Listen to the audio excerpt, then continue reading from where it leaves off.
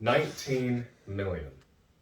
That is the number of veterans currently in the United States, according to the Department of Veterans Affairs. I'm quite familiar with the struggle veterans face once leaving the military. My father counts as one of those 19 million. He retired from the Army after 16 years of service. Whether you have a veteran in your family, know a veteran as a friend, or don't know a veteran at all, it is important to realize that these men and women sacrificed voluntarily to provide the umbrella of freedom that we all enjoy today. We, as a society, need to do better in providing veterans the services they need to navigate the civilian world once they leave the military.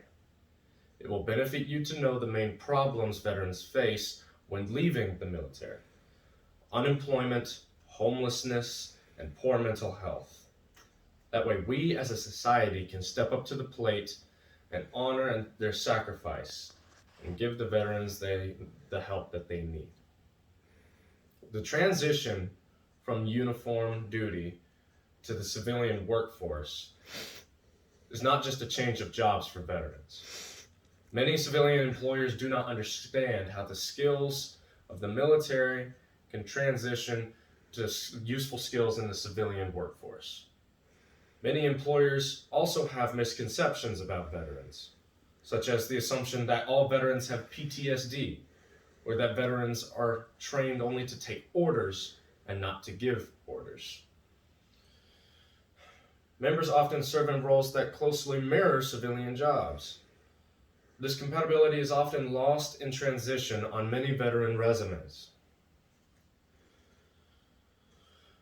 This disadvantage often leads to long periods of job search and unemployment. According to Martin, in 2011, veteran unemployment hit a record high of 30% for veterans between the ages of 18 and 24. Of the almost 600,000 unemployed veterans in 2020, approximately 54% were between the ages of 25 and 54. Currently, the unemployment rate for all veterans stands at around 6.5%.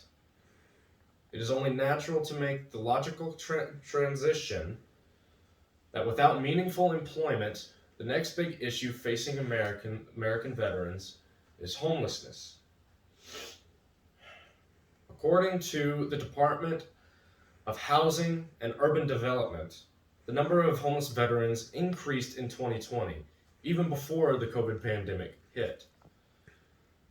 Veterans make up 6% of the US population, but account for 8% of America's homeless population, and 90% of those are men.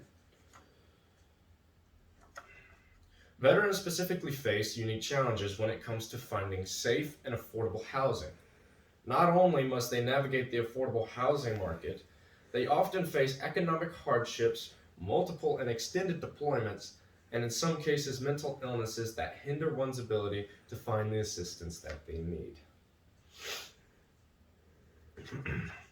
The final issue that I would like to discuss that affects veterans upon leaving the military is poor mental health.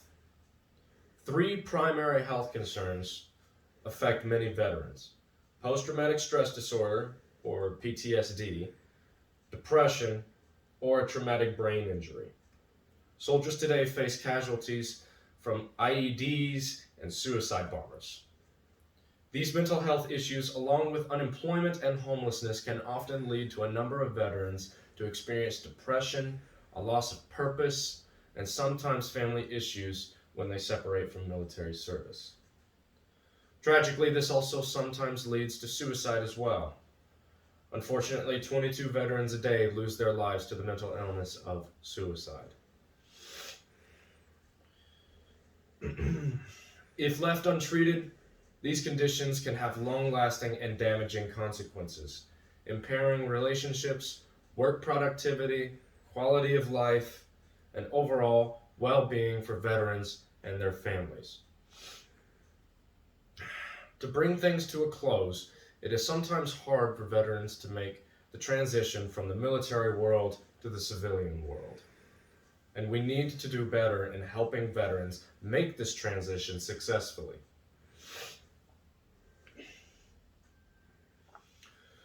In that few minutes that I had to discuss this topic, I introduced you to 3 main problems veterans face: unemployment, homelessness, and poor mental health.